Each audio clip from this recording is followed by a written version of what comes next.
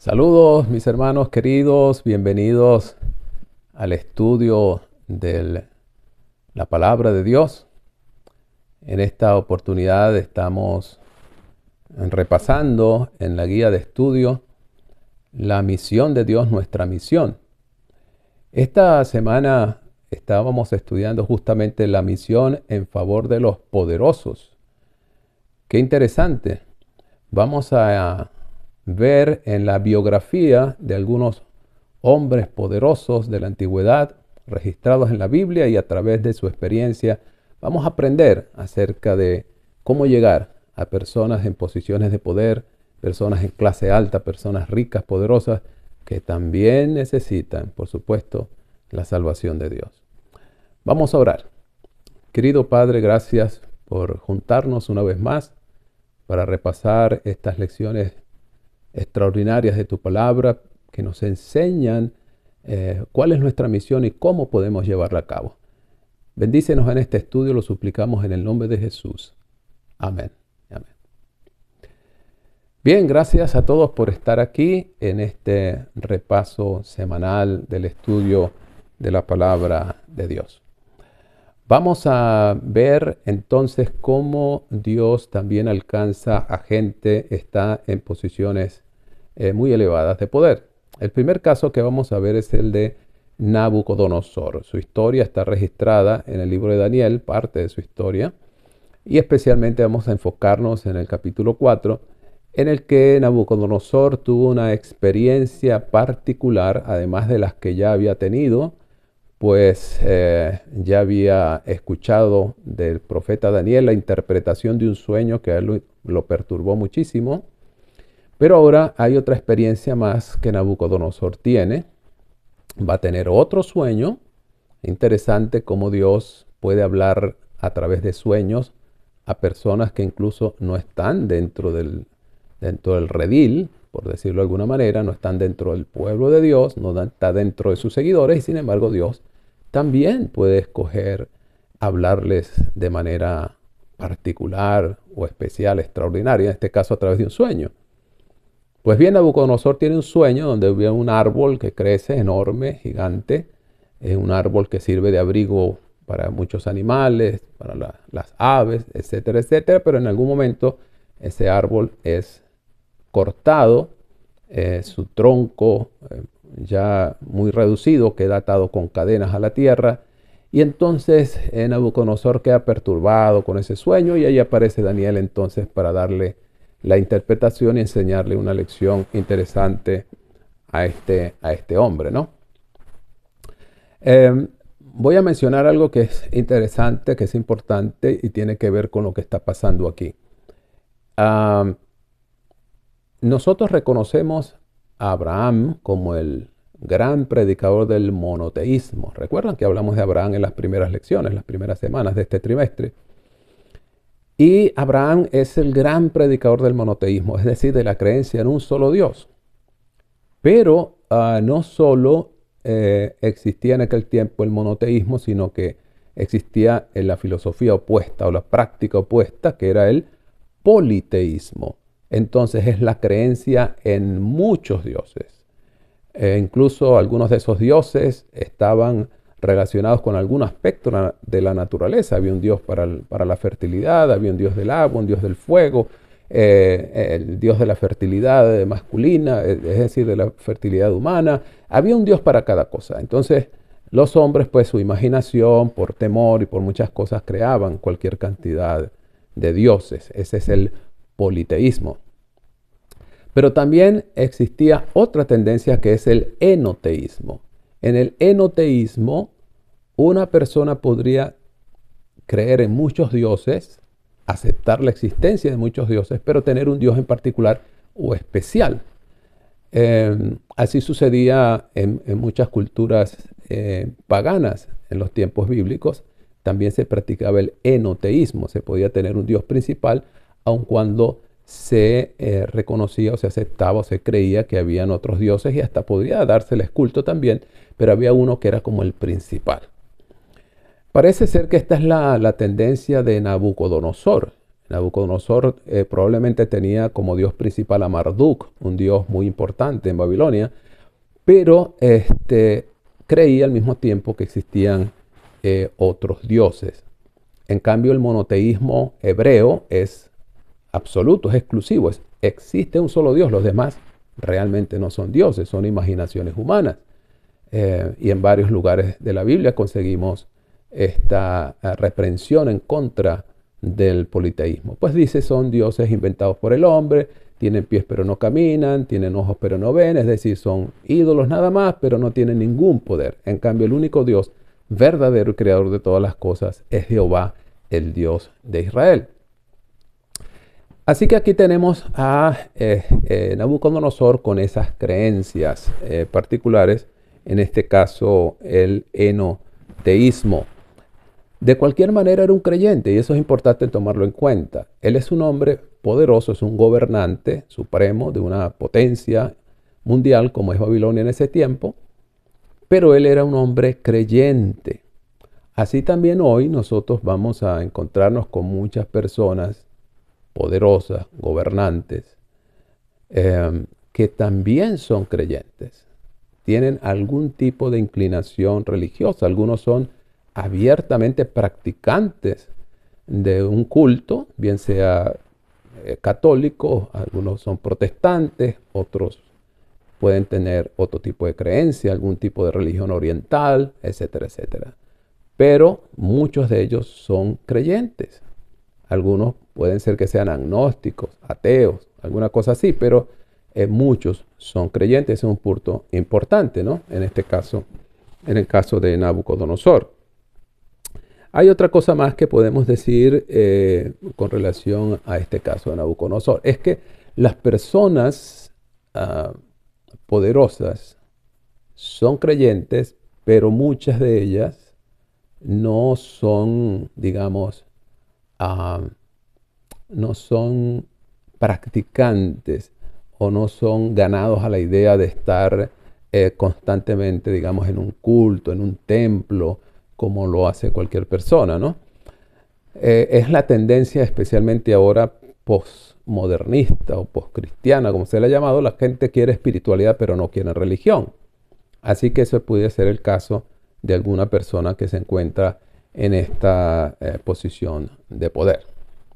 Hay algunas cosas más interesantes aquí en el caso de Nabucodonosor, y es que las personas que tienen alguna cuota de poder o cuando tienen mucho poder, les gusta tener el control, quieren tener el control de todo y se acostumbran a que todo lo pueden resolver simplemente con una orden que ellos dan o con una fuerte suma de dinero o con una demostración de poder. Piensan que tienen el control. Es por eso que Nabucodonosor va a aprender una lección dura en su vida y es la de que no tiene el control. Hay cosas que definitivamente él no puede controlar. Aunque tiene mucho poder, él no puede controlarlo todo. Eso me hace recordar un artículo que leí en una revista hace varios años. Se llamaba El síndrome de Nabucodonosor. Y esto lo que quiere mostrar el artículo es justamente este asunto de que el ser humano no puede tener el control de todo. Y hace referencia a un hombre estudiado, rico, poderoso, era un médico muy famoso, tenía muchísimo dinero, viajaba a todas partes del mundo y parecía tener todo bajo control hasta que una enfermedad extraña tomó el control de su hijo, de uno de sus hijos, y él con todo su dinero, con todo su conocimiento, con toda su fama y todo su poder, no pudo hacer nada para salvar la vida de su hijo. Se vio totalmente fuera de control y se dio cuenta de que hay cosas en la vida que no podemos controlar. Así le pasó a Nabucodonosor. Nabucodonosor llegó un momento en que se enorgulleció tanto, se creyó tan poderoso, se creyó dueño del mundo, se creyó invencible, hasta que entonces Dios permitió que se enfermara mentalmente, perdió el juicio, perdió la razón, perdió el control. Y entonces en esa humillación profunda, finalmente Nabucodonosor pudo salir de esa situación y entonces reconoció que él no tiene el control, que el control lo tiene Dios. Entonces hay personas en posiciones de poder que en algún momento Dios les permite saber que no tienen el control, que hay alguien más poderoso que ellos. Es algo difícil para ellos aceptar, pero Dios en su misericordia los puede tocar de esta manera, con una enfermedad, con una crisis familiar, con alguna crisis que supera sus posibilidades. Entonces su corazón se hace sensible para escuchar la voz de Dios y entonces poder darle la oportunidad para que Dios los alcance también a ellos, ¿no? Y ese es el caso que tenemos con Nabucodonosor. Vamos a hablar ahora cómo Dios usa un instrumento humano. En este caso el instrumento humano es Daniel. Daniel, extraordinario personaje bíblico, ¿no es cierto? Uno de aquellos pocos personajes en la Biblia de los que no se escribe nada negativo. Daniel es un hombre maravilloso, un hombre que da un testimonio extraordinario. Tremendo, tremendo el testimonio que da Daniel allí en Babilonia. Era un hombre íntegro, leal a sus convicciones. Era un hombre vertical y en toda circunstancia mantenía siempre una posición clara de cuáles eran sus convicciones. Recuerden allá en Daniel 1:8, cuando él tomó esa resolución tan poderosa, dice, Daniel propuso en su corazón no contaminarse. Y la verdad es que esto describe el carácter de Daniel a lo largo de su historia. Y por eso pasan los gobiernos y sin embargo Daniel permanece. Hay esa confianza en esa lealtad indivisa que tiene a Dios. Entonces eso lo hace a él un personaje o una persona de muchísima influencia y se gana el respeto de las personas poderosas que estaban en aquel tiempo dominando el escenario. Qué interesante, ¿no? A veces nosotros pensamos que para alcanzar a las personas de poder nosotros deberíamos estar al nivel de ellos, ¿no? Pero tú no necesitas ser una persona de poder o estar en posiciones de poder para alcanzar a las personas que están allí. Pero sí es importante que puedan ver en ti a una persona leal, íntegra,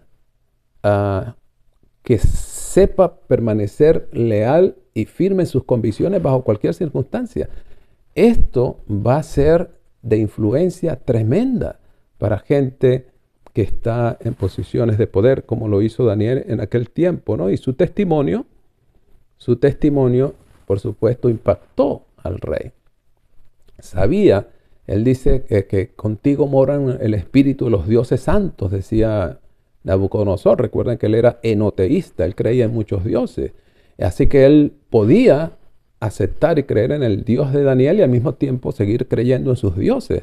Por eso él dice, Nabucodonosor reconoce que hay algo especial en Daniel, él reconoce que hay algo que está más allá de lo común, pero era justamente esa lealtad y esa firmeza que tenía Daniel en sus principios, que no lo doblegaba nadie, no lo doblegó la amenaza que cernía sobre él si se rehusaba a comer la comida del rey.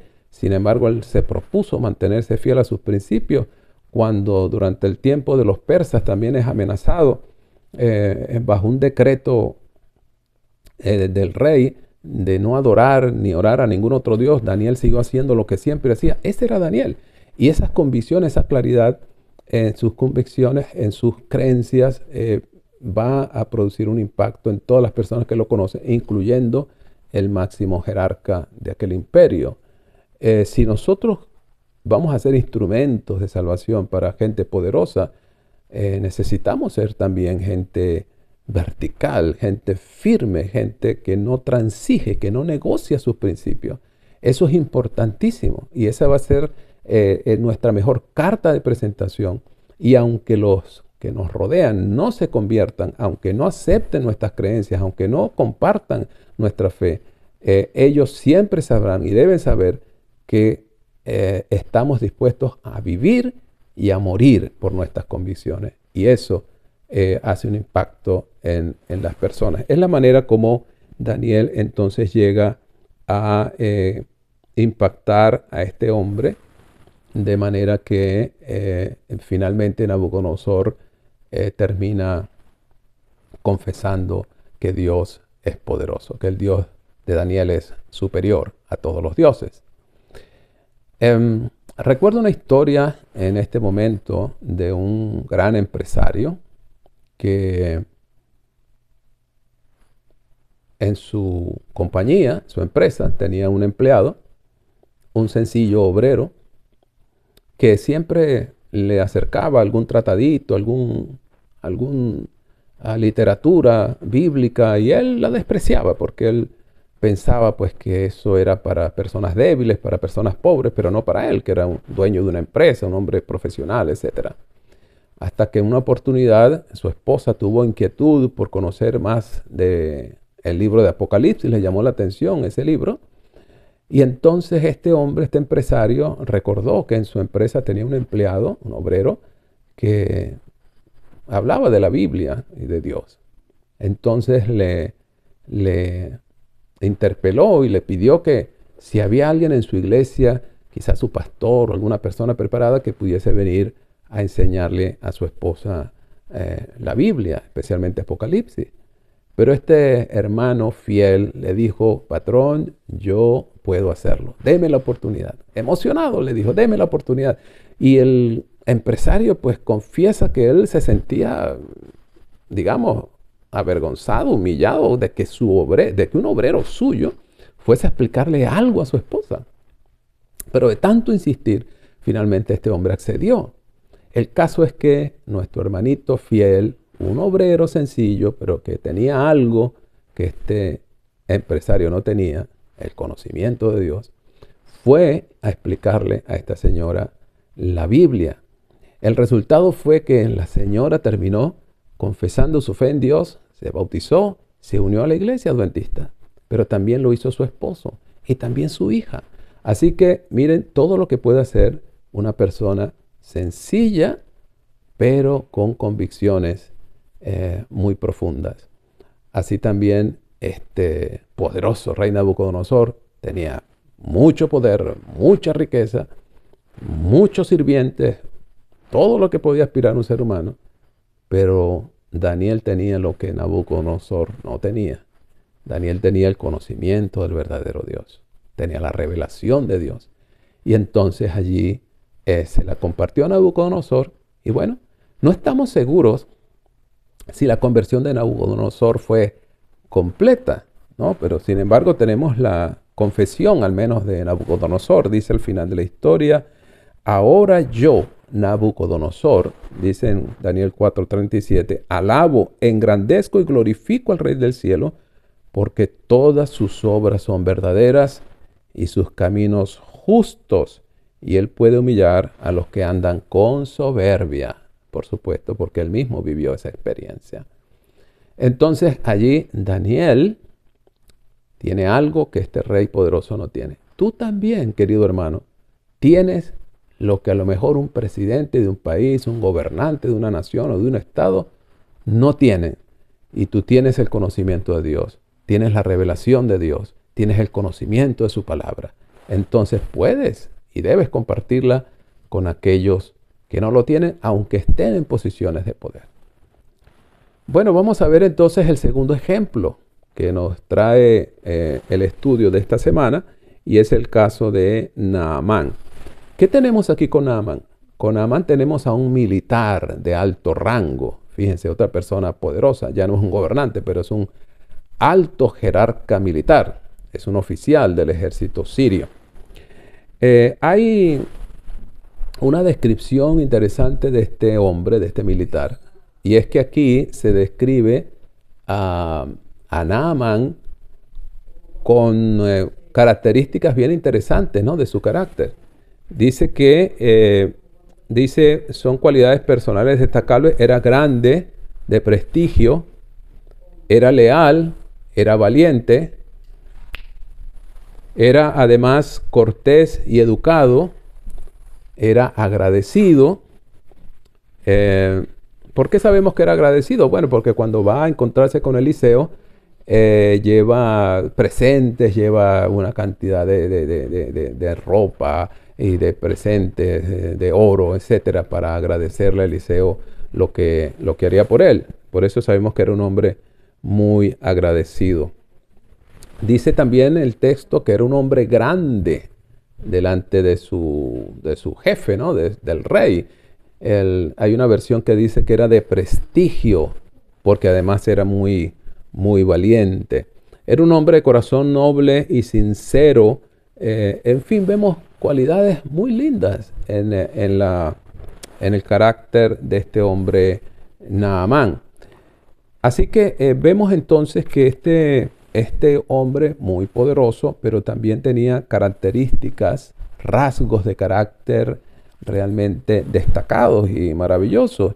Así que hay personas como Naamán que pueden ser generales del ejército, hombres que tienen gran poder y ascendencia en una sociedad, pero eso no quiere decir que además no pueden ser personas nobles, con un carácter sencillo, personas humildes, personas que pueden ser tocadas por el poder y la gracia de Dios.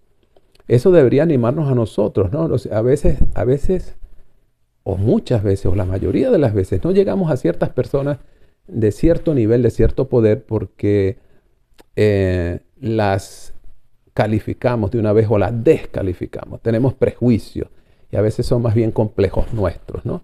Y pensamos que la única gente buena es la que está en la iglesia, ¿no? Eso no es así. Hay muchas personas buenas, con rasgos de carácter maravillosos, aunque no conocen muchos aspectos de la verdad bíblica, ¿no? Y ese es el caso de Naamán. Era un hombre noble, de verdad, de muy, muy buen carácter. Bueno, ¿cuál era la necesidad que este hombre tenía? La necesidad de él era salud. Naamán tenía muchas cosas. Naamán era poderoso, era valeroso en extremo, pero leproso. Dice el versículo 1 final, ahí en el capítulo 5 de Segunda de Reyes. Era valeroso, era noble, era grande, tenía prestigio, tenía fama, lo que sea, pero, ahí está el pero era leproso, tenía un problema de salud.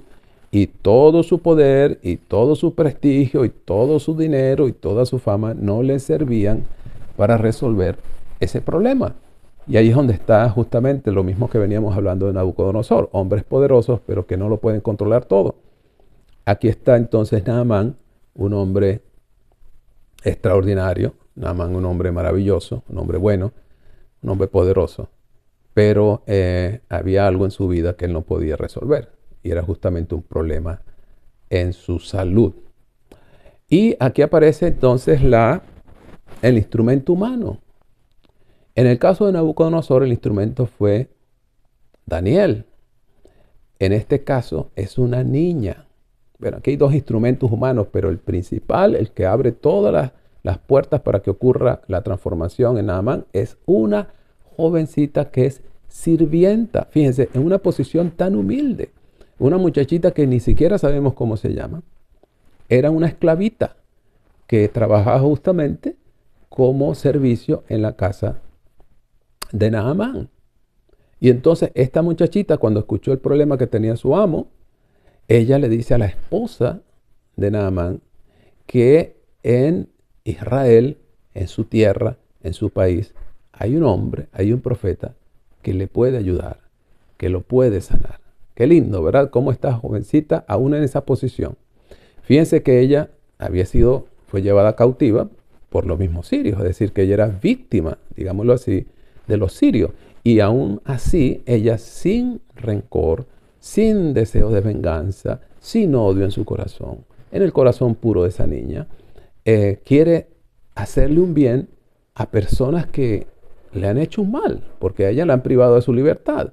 Es una niña que podría estar o debería estar con su casa, con papá, con mamá, pero está esclava en un hogar extraño, haciendo un trabajo que ella no quiere hacer. Pero entonces ella sabe que tiene algo, tiene un conocimiento que sus amos no tienen. Y aquí estamos otra vez como Daniel. Daniel tenía lo que Nabucodonosor no. Esta niña tiene un conocimiento que puede salvar la vida de su amo. Y ese es el punto principal. Por eso nosotros somos instrumentos de salvación, porque tenemos algo, un conocimiento que los demás no tienen. Y podemos compartirlo. No importa qué posición tenga, no tienen el conocimiento salvador de Dios y tú se lo puedes llevar. Así hizo esta niña extraordinaria, ¿verdad? Maravilloso. Entonces luego vemos el caso de Eliseo, que es el segundo instrumento humano que va a bendecir a este hombre. Se destaca Eliseo porque es un hombre desprovisto de todo interés material. Y cuando se aparece Naamán con todos aquellos regalos, aquellos presentes, para premiarlo, para pagarle por sus favores, le dice, no, quédate con eso, yo no estoy preocupado por tus bienes. Es un hombre desinteresado. Él solamente es un instrumento en las manos de Dios que quiere hacerle bien a quien pueda hacerlo, a quien Dios ponga en su camino. Bueno, el resultado de esto es que Naamán se convierte. A diferencia de Nabucodonosor, que probablemente tenía otros dioses, mientras aceptaba el Dios de Israel, también creía en otros dioses, Naamán se hace monoteísta. ¿Por qué lo sabemos? Porque en el versículo 17, Naamán, después que recibe aquella sanidad milagrosa, en el versículo 17, dice aquí, entonces Naamán dijo, te ruego pues, ¿de esta tierra no se dará a tu siervo la carga de un par de mulas? Porque de aquí en adelante tu siervo no sacrificará holocausto ni ofrecerá sacrificio a otros dioses, sino a Jehová. Entonces, una conversión maravillosa. Naamán se convierte en adorador solamente del Dios de Israel. Maravilloso.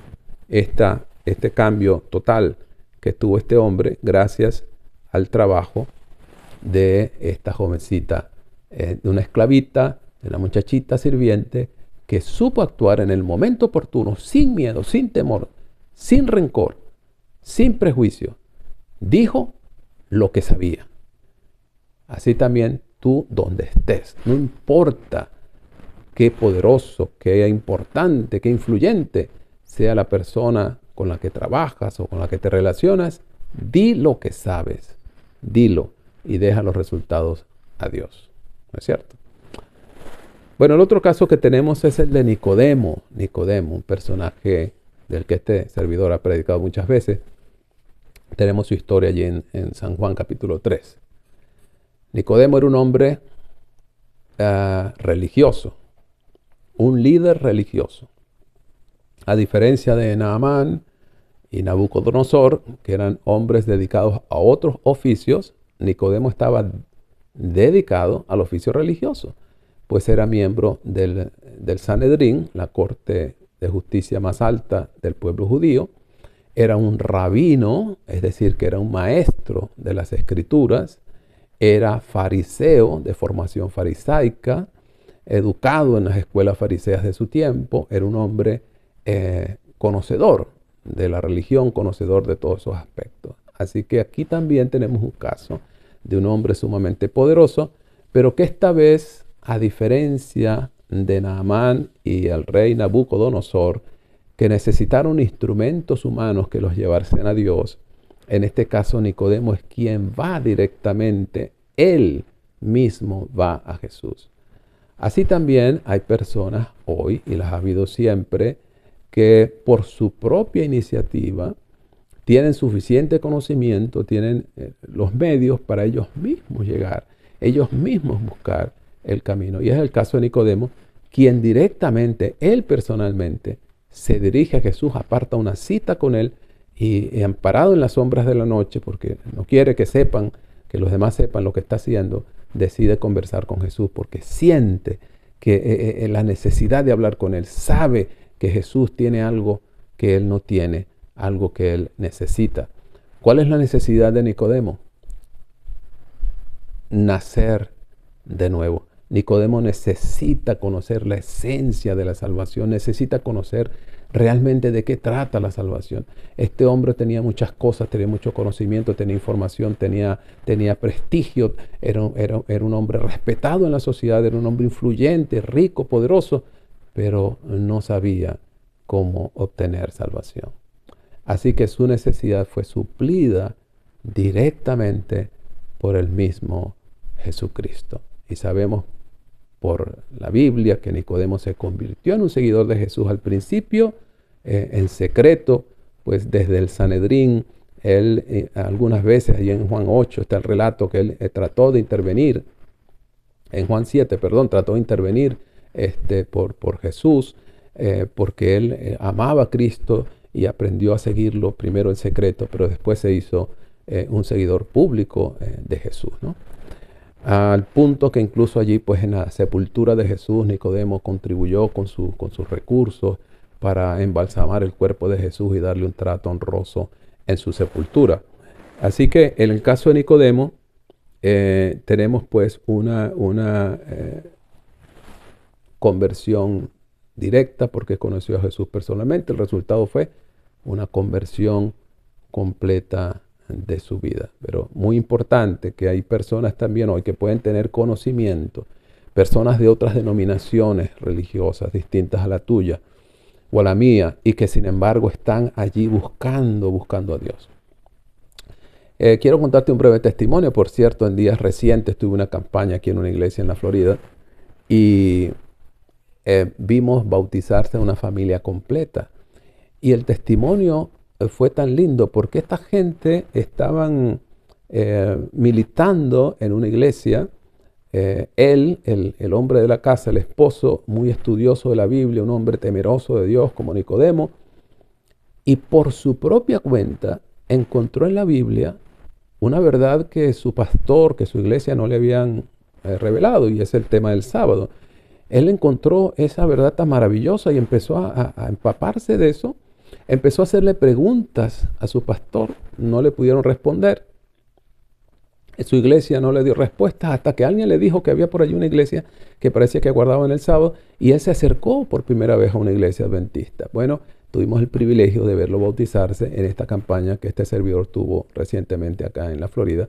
Él, junto con su esposa y su hija, vinieron a la iglesia y se entregaron por su cuenta. Ellos mismos buscaron, porque ellos ya tenían conocimiento de la palabra y solamente necesitaban más luz al respecto. Es el caso de Nicodemo.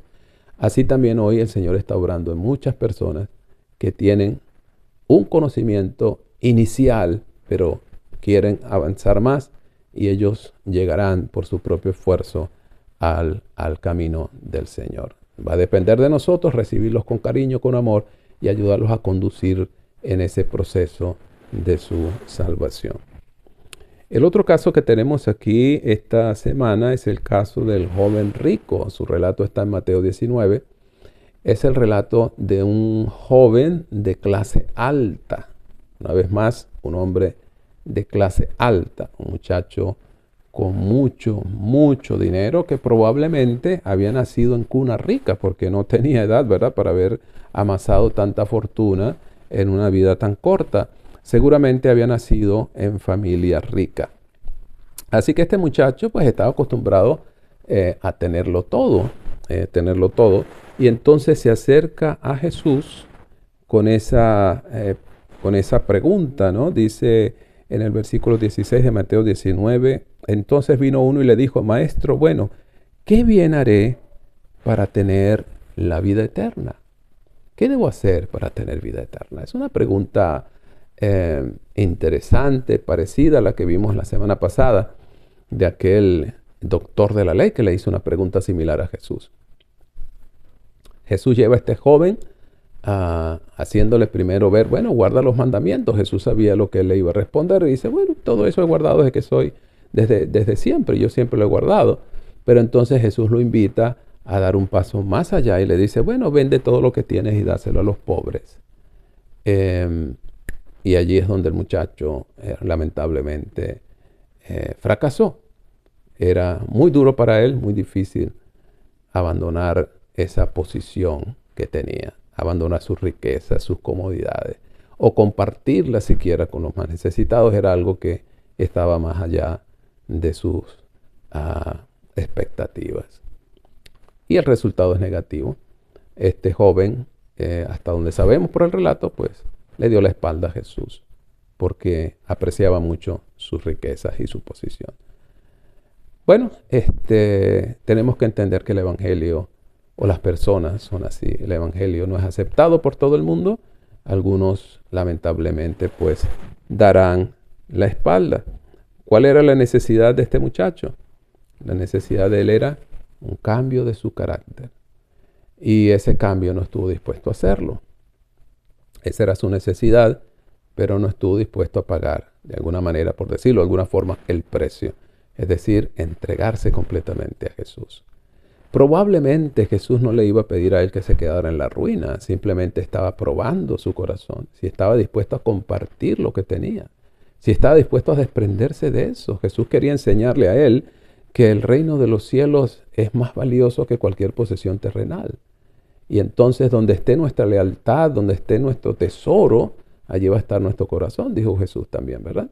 Y este muchacho pues falló lamentablemente en la prueba y decidió aferrarse a su estatus de vida.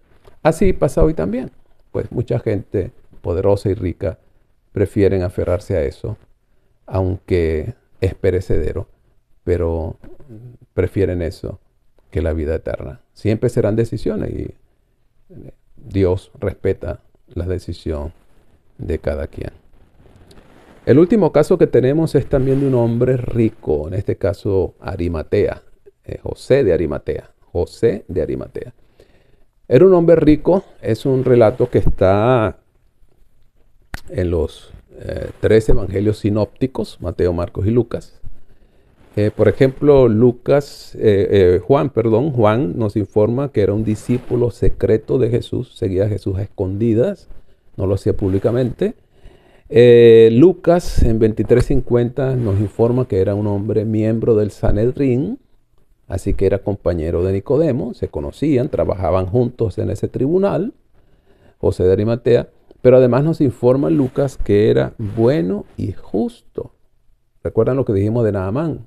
Hay personas buenas y justas que no están en la iglesia, están en posiciones de poder, están en altas clases sociales, pero son buenas y justas. Dios las está buscando, como también, por supuesto, los que no son buenos, para que conozcan a Jesús.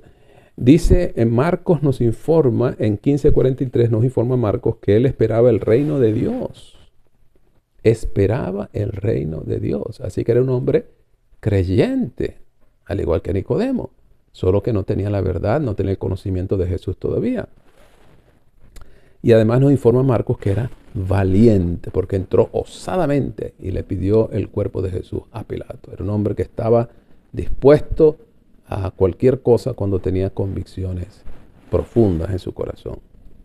Y Mateo en 27:57 nos informa que era rico, Por Mateo sabemos que era rico. Entonces hay 4 versiones en los 4 evangelios y cada uno nos da un aspecto del carácter de este hombre. Interesante, ¿no? José de Arimatea, en el que tenemos información en los 4 evangelios. Bueno, hay muchos ricos, muchos poderosos, que creen en Jesús, pero no lo confiesan por el ambiente en el que viven, porque una confesión pública podría poner en riesgo su trabajo, podría poner en riesgo su posición, podría poner en riesgo muchas cosas. Entonces José de Arimatea también temía que su propio trabajo estuviese en peligro si él confesaba públicamente a un personaje que para el tiempo era odiado y era despreciado por la cúpula religiosa de su país. Así que él, por temor,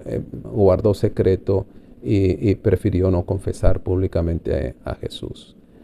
Pero hay personas hoy también que pueden tener convicciones religiosas, solamente que no lo confiesan públicamente porque, hermanos, sinceramente, para ellos no es fácil.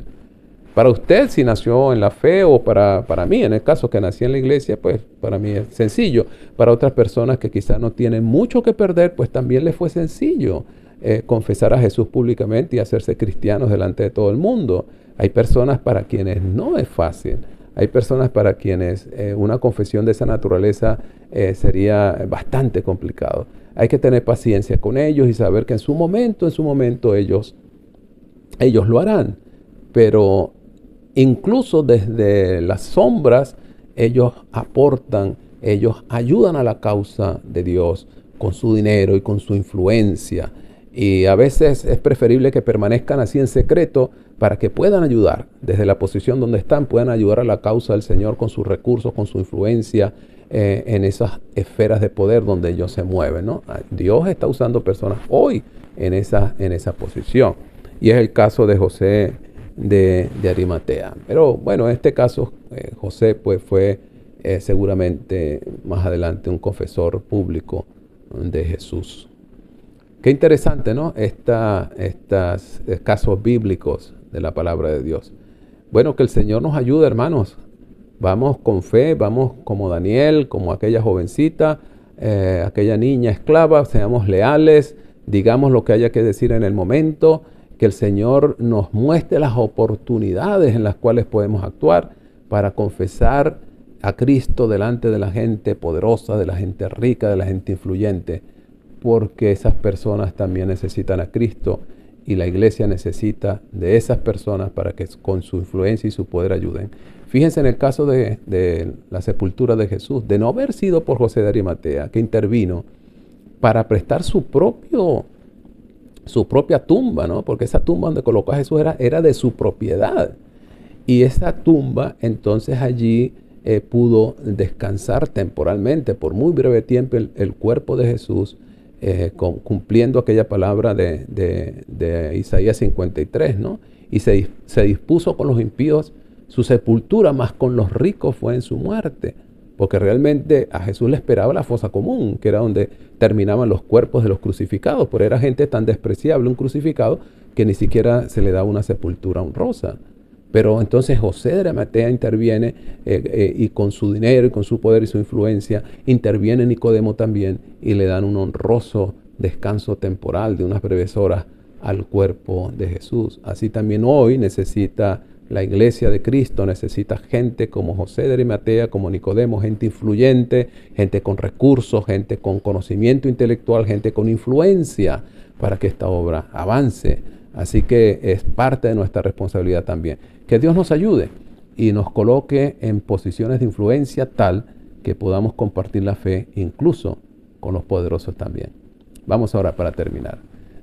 Padre, te damos gracias por este estudio de tu palabra. Gracias por estos testimonios poderosos donde hemos visto que también gente muy influyente, muy rica, han conocido tu mensaje y han confesado su fe en ti también para, con su influencia y sus recursos, ayudar a tu causa. Ayúdanos, Señor, a ser sencillos y también leales a nuestras convicciones como Daniel para testificarles a ellos también. Te pedimos todo en el nombre de Jesús. Amén. Amén. Dios te bendiga.